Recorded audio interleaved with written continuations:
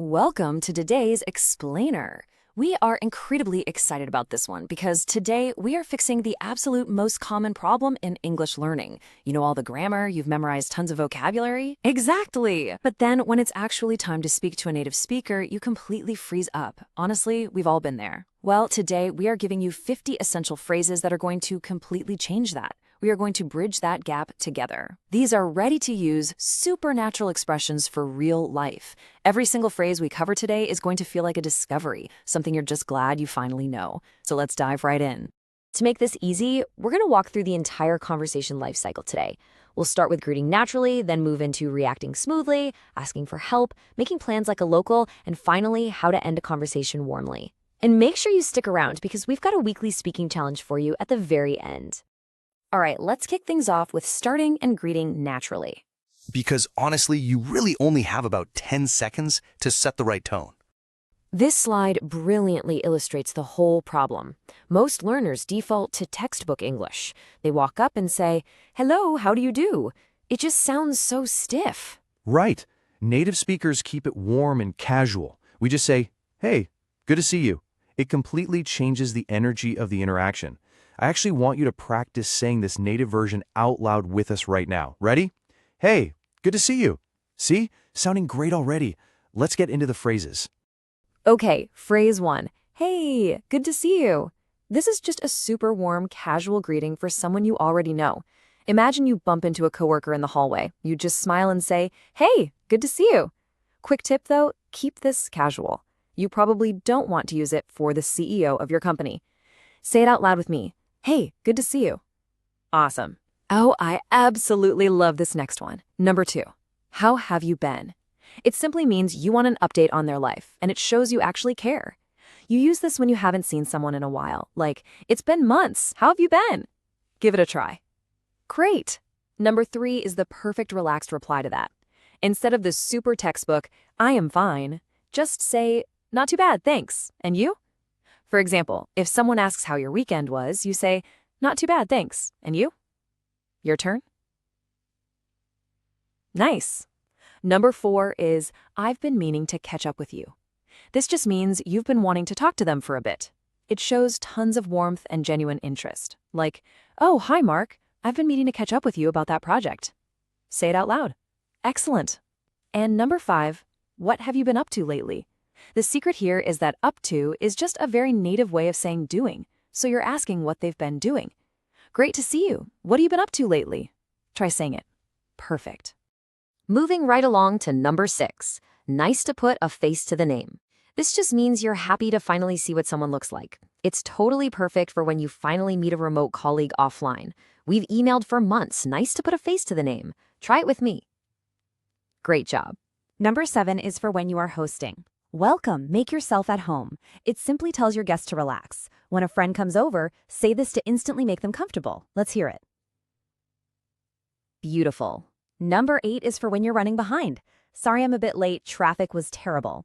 The quick tip here is to always give a very short reason so you don't seem rude. Sorry I'm a bit late, the train was delayed. Give it a go. Nice.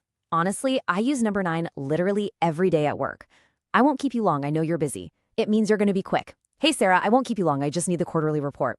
It shows so much respect for their time. Try it out. Excellent. And 10. It's great to finally meet you. It just means you're genuinely happy to make their acquaintance. It is a fantastic first impression for a job interview. "Hi, Mr. Smith. It's great to finally meet you." Say it confidently. Spot on. So, we've got the greetings down, but the crucial point is, what happens when the other person finishes talking? That is such a good question, because reacting naturally is the absolute secret to keeping them talking and keeping the conversation flowing. Which brings us to section 2, agreeing and reacting smoothly. This is all about making the other person feel heard, which instantly builds a real connection. Number 11 is high energy agreement. Exactly. That's just what I was thinking. It means you agree 100%. Use this when a coworker suggests a brilliant idea. Say it with excitement. Awesome. 12 is a compliment and an agreement combined. I couldn't have said it better myself. It means you agree so much, you wish you'd said it. Imagine someone gives a great toast at a dinner. You say, "I couldn't have said it better myself." Let's hear it. Lovely. 13 acknowledges good ideas. That's a really good point. It just validates what they said. Use this in meetings to build rapport right before you add your own thought. Give it a try. Nice. Now, 14 is a massive tip. When you disagree, please don't say you're wrong. Instead say, I see where you're coming from, but. It means you understand their side, even if you disagree. I see where you're coming from, but we don't have the budget. Try it. So polite, I love it. And 15 is fair point. I'll give you that. This simply means you admit they have a valid argument. It shows you are open-minded when someone proves you a little bit wrong. Say it out loud. Great job. Onward, 16 is a natural filler that buys you a little thinking time. You know what? You're right. It means you've just been convinced. You know what? You're right. We should leave early. Try it. Perfect. 17 adds your own personal experience. That's so true. I've noticed that too. It means you've observed the exact same thing. The coffee here is getting worse. That's so true. I've noticed that too. Let's hear it. Great. 18 shows pure curiosity. Oh, interesting. Tell me more.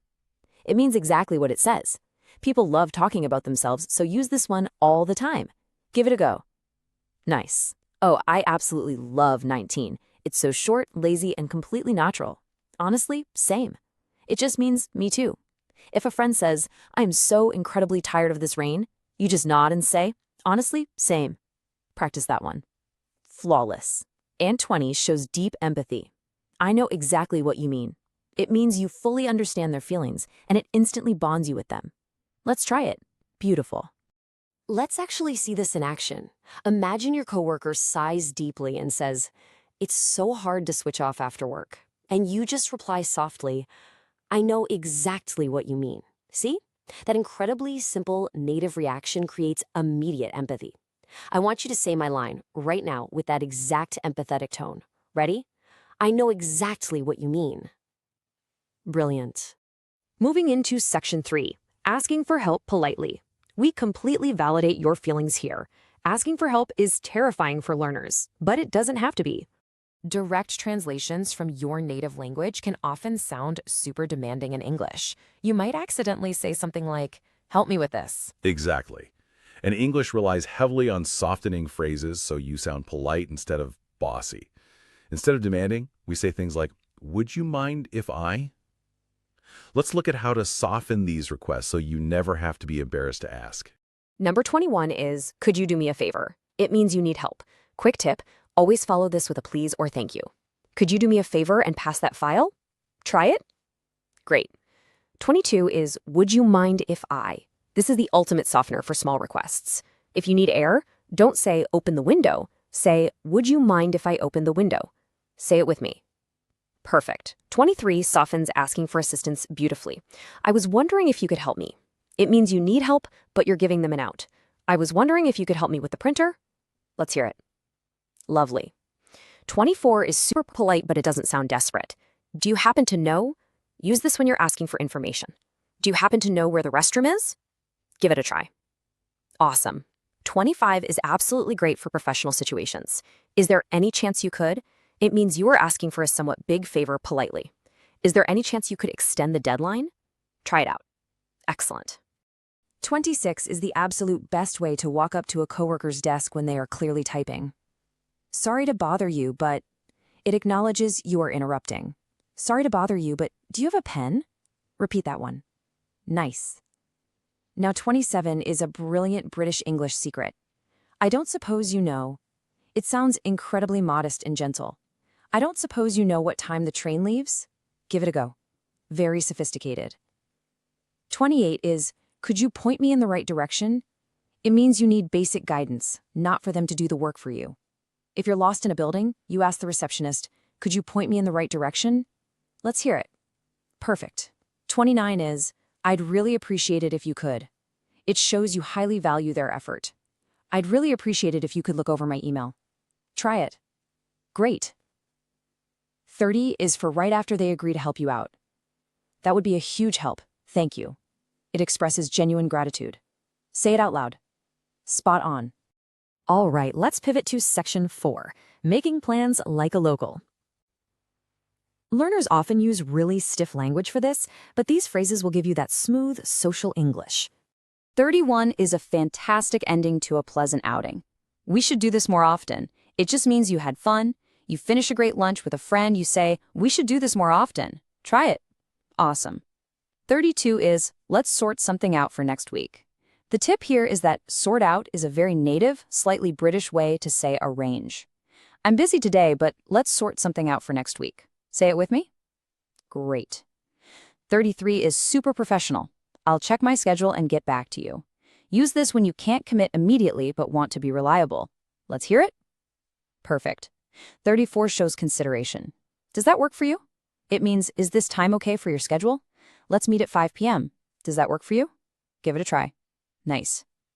Oh, 35 is a really great authentic idiom. I'll pencil you in. It literally means you're writing them in your diary with a pencil so it can be erased. It's not 100% confirmed.